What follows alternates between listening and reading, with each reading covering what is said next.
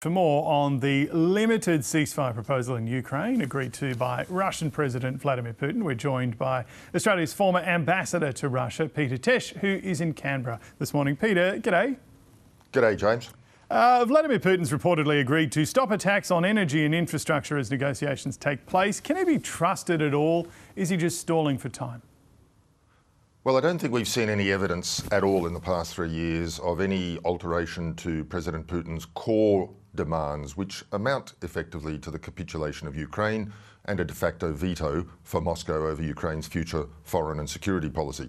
That said, this is an important signal to the administration that Putin wants to play the new administration and doesn't want to get offside.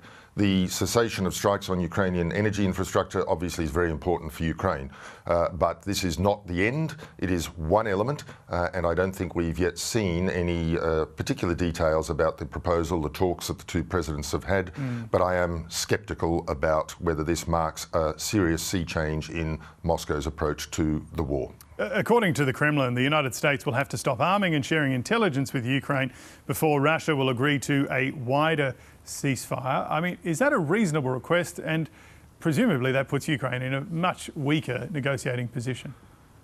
Well, certainly that has been one of the core requirements of President Putin, and that essentially amounts to a recasting of European security arrangements that have been in place since the Second World War.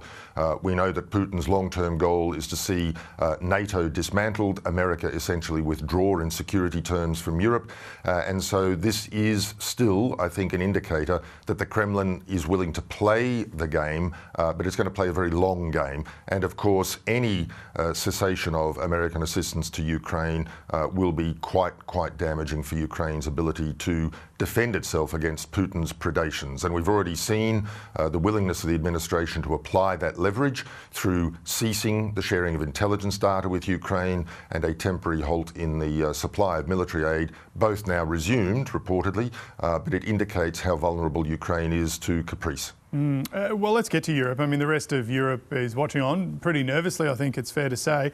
If Donald Trump and Putin do a deal and Ukraine and other European countries don't agree with the outcome at all, is there actually another option for Europe to step in and either continue the fighting or try to help Ukraine hold its current ground? Well, I think we've seen a very welcome and important rallying of Europe around Ukraine's cause. That is a very important signal to both Washington and to Moscow that at least the continent of Europe is not going to abandon Ukraine anytime soon, and I hope not at all. The question, of course, is how does that weigh in Moscow's strategic calculus? For the Kremlin, the United States is the key player here, and I think the Kremlin's judgment would be that Europe will not be able to completely fill the vacuum left by a total withdrawal of the United States from this conflict. Certainly, Europe's military capability is up to the task over time, and I think some important signals have already just come out of Germany overnight with the Bundestag vote to release the debt brake upon future defence spending. Those are signals to the Kremlin as well, and I think this is another reason why Putin will be keen to manage Trump's expectations in the hope that the US will continue down the pathway of limiting its support for Ukraine in the expectation that Ukraine will not, Europe will not fill that gap anytime soon. Just before we let you go, Peter, I mean, you've got a lot of experience in diplomacy, but also defence strategy as well. Overnight, Anthony Albanese spoke to the new Canadian Prime Minister, Mark Carney. They're going to work on a few different things. What is the risk, though, that a Trump trade war between Five Eyes alliance partners could drag on and ultimately have broader effects on things like intelligence sharing, maybe cooperation in the defence space? I would be cautious about assuming that what applies in one sector will apply across the board. Certainly, this is a very different world outlook that we are seeing emanate from Washington. We have to work through this across each of the sectors of our collaboration.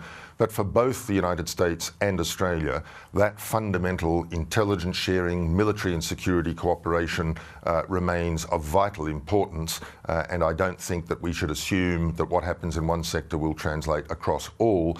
But it is going to make for some very sporty times, and I'm sure there'll be a lot of headlines about it in the very near future.